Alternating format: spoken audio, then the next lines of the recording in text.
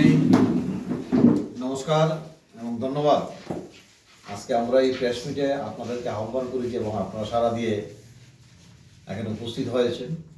ইতিমধ্যেই বিষয়টা সম্পর্কে আমাদের ভারতীয় জনতা পার্টি খোয়াই জেলা কমিটির সভাপতি শ্রদ্ধেয় বিনয় দেববর্মা বলেছেন এবং সঙ্গে উপস্থিত রয়েছে আমাদের এই কর্মসূচির যিনি কনভেনার জয়ন্ত সাহা, সাধারণ সম্পাদক জেলা, এবং আমাদের মধ্যে উপস্থিত রয়েছেন রাজনৈতিকভাবে দীর্ঘদিনের লড়াকু নেতৃত্ব সাধারণ সম্পাদক খোয়াই জেলার সমীর দাস।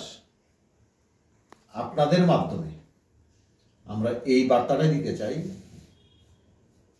জরুরি অবস্থা নিয়ে আজকের মূলত প্রেস মিট, এবং এটা সারা রাজ্যে আমরা আজকে প্রত্যেক জায়গায় জেলা কার্যালয়ে হচ্ছে, আমরা খোয়াই জেলা কমিটির পক্ষ থেকে করছি। আমরা সবাই জানি একটা ইমার্জেন্সি ঘোষণা হয়েছিল 1975 সালে 25শে জুন, মানে আগামীকালকে রাত্রিবেলায়, এবং এই যে বিভৎস দিনটা ঘোষণা হয়েছিল তার যে ইতিহাস, সেটা নতুন প্রজন্মের কাছে নেওয়া আমরা মনে করি ভারতবর্ষের নাগরিক হিসাবে এটা আমাদের একটা দায়িত্ব কর্তব্যের মধ্যে রয়েছে। কারণ আজকের দিনে দাঁড়িয়ে কংগ্রেসীরা এখনো গণতন্ত্রের কথা বলে, যাদের মাধ্যমে পদদলিত হয়েছিল গণতন্ত্র, যার নেতৃত্বে তখনকার সময় কংগ্রেসের সরকার ছিল, প্রধানমন্ত্রী ছিলেন প্রয়াত ইন্দিরা গান্ধী,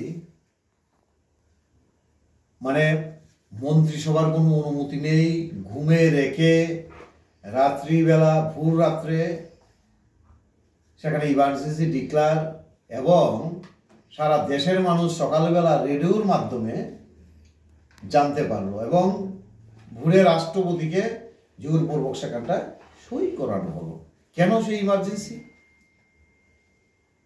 ইমার্জেন্সির একটাই কারণ, ক্ষমতাকে কুক্ষিগত রাখার জন্য। যেটা বিশেষ করে দেখবেন 71 সালে লোকসভা নির্বাচন হয়েছিল, সেখানটায় কংগ্রেস জয় পেয়েছে, কিন্তু সেই 74 সালে সেখানে একটা মামলা হয়েছিল। সেই 74 সালে সেই মামলার রায় যখন দিয়েছিল, ইন্দিরা গান্ধীকে দোষী সাব্যস্ত করা হয়েছিল, এবং 6 বছরের জন্য সেই পদের থেকে মানে সাংবাদিক পদে আসতে পারবে না। সেই জায়গায় দাঁড়িয়ে সেখানটায় তার ক্ষমতা ধরে রাখার জন্য, ক্ষমতা ভোগ করার জন্য একনায়কতন্ত্র প্রতিষ্ঠা করার লক্ষ্যে সেই দিন সেই ইমার্জেন্সি ঘোষণা করা হয়েছিল। এবং বলতে দ্বিধা নেই, যে ব্যক্তি সেই মামলাটা করেছিল সিরাজ নায়ের, এবং সেই কেস কিন্তু দীর্ঘদিন চলছিল। তারপরে যে ঘটনা, যেভাবে তিনি শাসন কায়েম করে অভ্যন্তরীণ অস্থিরতা দেখিয়ে সেই ঘটনাটা করলো, কিন্তু আসলে অভ্যন্তরীণ কোনো বিষয় না, বিষয়টা হচ্ছে ওনার হাত থেকে ক্ষমতা চলে যাবে, গণতন্ত্রকে পদদলিত করে, লুণ্ঠিত করে, কোনো কিছু তুরক্কা না করে সেখানটা সেই কাজগুলি সেদিন করলো। এবং সেই জায়গায় আজকে আমরা বিশেষ করে বলতে চাই, এটাকে আমরা ধিক্কার জানাই। এবং আজকের দিনে দাঁড়িয়ে কংগ্রেস সেখানটায় যখন সংবিধানের কথা বলে, গণতন্ত্রের কথা বলে, সেই জায়গায় আমরা নতুন সমাজের কাছে সেই বার্তাটা দিতে চাই যে তাদের মুখ দিয়ে এই সমস্ত কথা মানায় না। একটা পরিবারের স্বার্থে, শুধু গান্ধী পরিবারের স্বার্থে, নেহেরু পরিবারের স্বার্থে সেই কাজটা করল। 1 লাখ সংখ্যা, মানে 1 লাখের ঊর্ধ্বে লোককে সেদিন জেলে পড়েছিল। এর মধ্যে আশ্চর্যের বিষয়, আমাদের বর্তমান যে তিনি মন্ত্রী, আমাদের রাজনাথ সিং, উনিও ছিলেন যেদিন জেলে। এবং কি আইন তিনি দেখেন তৈরি করেছিল, সেই জেলের কয়েদিরা অন্যায়ভাবে তো ঢুকিয়েছে, তাদের মা বাবা বা পরিবারের কেউ মারা গেলে শেষকৃত্যে সম্পন্ন পর্যন্ত যেতে দেওয়া হতো না। সেই কাজটা সেদিন আমাদের রাজনাথ সিং এর সঙ্গে হয়েছে। এবং শুধু তাই না, সেই আরএসএস, এবিপি, বিভিন্ন আয়ামগুলা সংগঠনকে নিষিদ্ধ ঘোষণা করা দেওয়া হলো। তার মানে কি বিচার ব্যবস্থাকে স্তব্ধ করে দেওয়া হয়েছে, যাতে কেউ উনার বিরুদ্ধে কথা না বলতে পারে, উনি যা বলবে তাই যাতে হয়। এই ব্যবস্থা সেদিন কায়েম করেছে। সেই তাদেরকে আজকে জিজ্ঞাসা করতে চাই, সেই দিন গণতন্ত্র কোথায় ছিল? কেন গণতন্ত্রকে এইভাবে লুণ্ঠিত করা হলো? এবং পরবর্তী সময় জরুরি অবস্থা তদন্তের জন্য গঠিত হয়েছে শাহ কমিশন 6ই আগস্ট 1978 সালে, এবং তারা প্রতিবেদনে স্পষ্টভাবে বলেছিল যে জরুরি অবস্থা আরোপের কোনো সাংবিধানিক যুক্তিসঙ্গত কারণ ছিল না। সেই কমিশনের রিপোর্টে পরিষ্কার, এটা কেবল ইন্দিরা গান্ধীর একটি ব্যক্তিগত রাজনৈতিক ষড়যন্ত্র ছিল। 1980 সালে ক্ষমতায় ফিরে আসার পর ইন্দিরা গান্ধী নিশ্চিত করেছিল যে এই প্রতিবেদনটি ধ্বংস করা হয়েছে। তাহলে এটা জরুরি অবস্থায় যে কমিশন গঠন হলো, কমিশন রিপোর্ট দিল, ব্যক্তিগত স্বার্থের জন্য সেটা করেছে। লাখো মানুষ সেদিন, মানে কি বলবো, ভারতবর্ষের মানুষ ধ্বংস হয়েছে।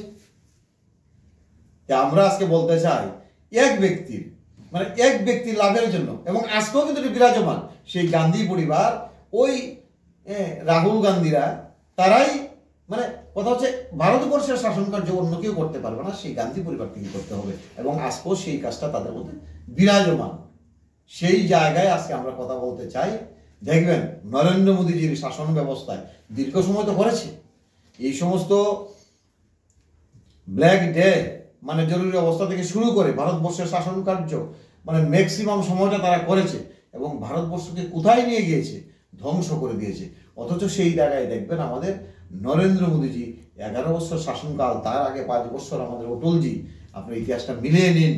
আজকে ভারতবর্ষের গণতন্ত্র, আজকে ভারতবর্ষের মানুষের অধিকার, আজকে ভারতবর্ষের আইন, আজকে ভারতবর্ষ বৈদেশিক নীতি, আজকে ভারতবর্ষ বিদেশের কাছে, সারা বিশ্বের কাছে মাথা তুলে দাঁড়িয়েছে আমাদের নরেন্দ্র মোদীজির নেতৃত্বে। এবং শুধু তাই নয়, উত্তর পূর্বাঞ্চলকে নরেন্দ্র মোদীজি শ্রেষ্ঠ জায়গায় নেওয়ার জন্য 11 বছর কর্মকালের মধ্যে পূর্বাঞ্চলে 70 বারের উপর উনি এই সফর করেছেন, প্রবাস করেছেন উত্তর পূর্বাঞ্চলে।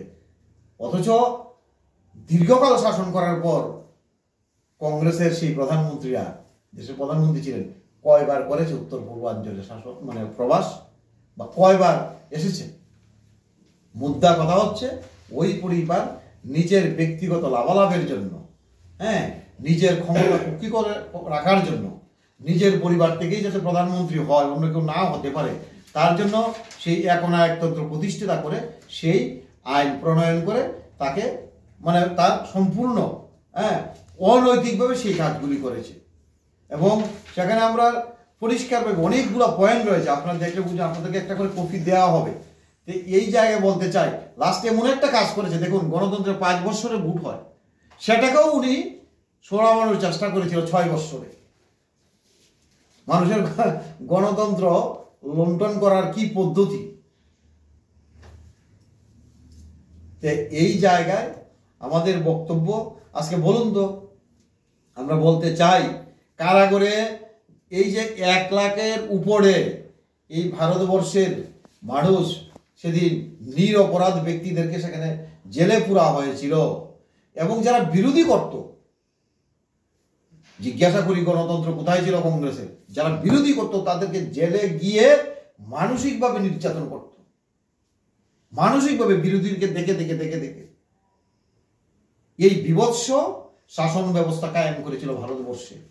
তার জন্য আমরা সেটাকে কালো দিবস হিসাবে আমরা ঘোষণা করেছে আমাদের দল, এবং প্রত্যেক বছর সেটাকে আমরা পালন করি, এবং সমাজের কাছে তাদের সেই কালো শাসন বার্তাটা ছড়িয়ে দিতে, নতুন প্রজন্মের কাছে দিতে পারি। তার জন্য আমাদের কর্মসূচি শুরু হয়েছে, এবং আগামীকালকেও তার জেলাভিত্তিক সারা রাজ্যেই রয়েছে, প্রত্যেকটা জায়গায়, এরপরে মন্ডল স্তরেও থাকবে। কারণ সেই বিভৎস ইতিহাস কোনোদিন ভুলার নয়। যে সমস্ত পরিবারের সঙ্গে হয়েছে, যে পরিবারের ব্যক্তিগুলোকে জেলে পুরা হয়েছিল সম্পূর্ণ অনৈতিকভাবে, আজকে সেই ইতিহাস আমরা বলতে পারি না। আর ইতিহাস কোনোদিন মিথ্যা বলে না।